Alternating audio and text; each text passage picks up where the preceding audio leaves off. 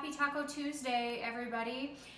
Since it was Tuesday, I thought how appropriate we should do taco night. But we're not going to just do any taco night tonight. We're going to do a really simple, easy taco casserole.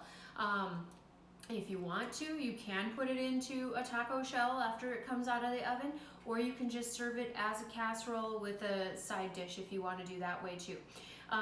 I found a recipe on Pinterest, and this is where I gained my inspiration for this particular recipe, and I made a few tweaks, but again, like the last couple of posts, I will post the recipe at the end, but just keep in mind a few little tweaks of my own coming in here tonight. So what I did ahead of time is I took 2 pounds of ground turkey and browned it up like you normally would for taco meat. The recipe that's going to be posted had you break up the meat and put it in the bottom of the casserole pan and then bake it. Why do that? Why make it more complicated than what it needs to be, right? So what I did is I just browned the ground turkey meat, and of course you can always use ground chicken, ground beef. You don't have to use ground turkey, but it's what I had on hand, so that's what we did. So ground turkey, browned it up. I seasoned it up with some garlic powder, onion flake, seasoned salt, and just because you always want to flavor your meat before you add the actual seasoning to it, so it really gives that nice blend of flavors. And then I put the taco seasoning packet in, just as if you were making taco meat on any other occasion. So I just made it according to package directions. So our taco meat is all done. So I'm going to take it off the stove here, and we're going to add it to our baking or casserole dish. So you're going to put the meat, all of the good meat, on the bottom of the pan.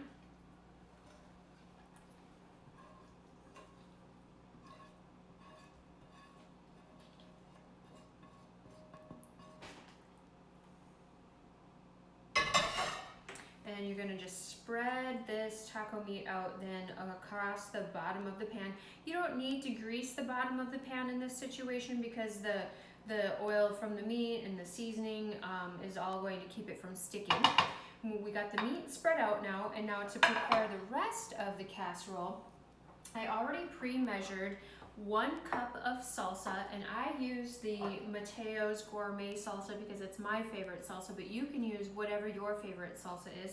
So 1 cup of the salsa, and then I have 16 ounces of cottage cheese here in this bowl that I already pre-measured as well. So we're gonna combine the salsa and the cottage cheese. Now I realize you might be saying, oh, really, cottage cheese? I know there's not a lot of, some people don't care for cottage cheese, but I have made this recipe in the past, and my children are actually people that would give that cottage cheese nose to things. They couldn't even tell that it was in there because the cheese melts down as it's baking in the oven, so you can't even tell that it's cottage cheese in there. So we're gonna just stir this all together, and it's going to make a nice creamy base that we're going to pour on the top of our taco meat in the pan. So we'll stir it all up here, get it good and combined. And now we're going to pour it on top of our taco meat that we have in the pan already.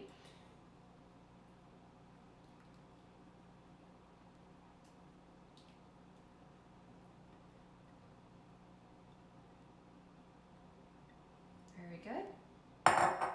And then you're just going to spread this out over the top of the taco meat.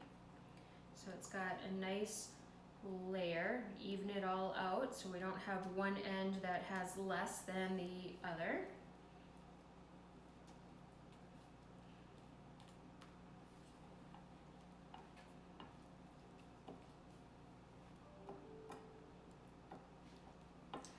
There we go.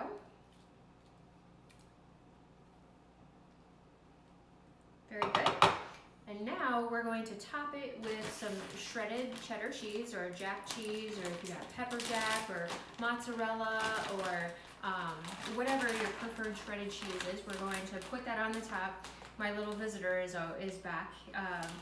He loves meal prep time, always hoping something falls into his adorable mouth. So we're going to spread the cheese out on the top here.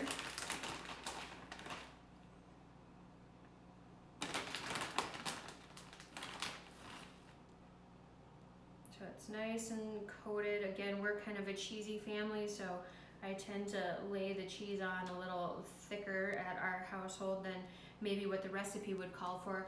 The recipe actually did only call for 8 ounces of cheese to be put on the top, but I know for a fact that that's more than that.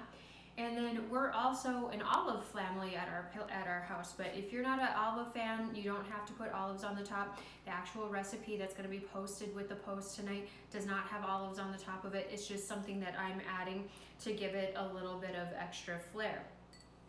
Once we get all of the olives put on the top here, spreading it out, we're going to pop it in the oven at 400 degrees for approximately 20 minutes, just until all of the cheese is golden bubbly, because the meat is already cooked. So the cottage cheese is going to melt down, the salsa is going to incorporate, and the cheese on the top is going to get good and bubbly. So we're going to bake it at 400 for approximately 20 minutes. Once that's done, we'll take it out and we'll have a post picture available for you. The nutrition facts information on this casserole, it serves 6 people, which is actually pretty big when you think about a 9 by 13 pan, so you get a really good hearty helping. It's going to serve 6 people. It's 367 calories. I believe it is only 6 grams of net carb and 45 grams of protein. That is a whole heck of a lot of protein. So if you're somebody who struggles to get enough protein during your day, this would be a great opportunity to really bulk up on that protein intake. So we're going to pop it in the oven.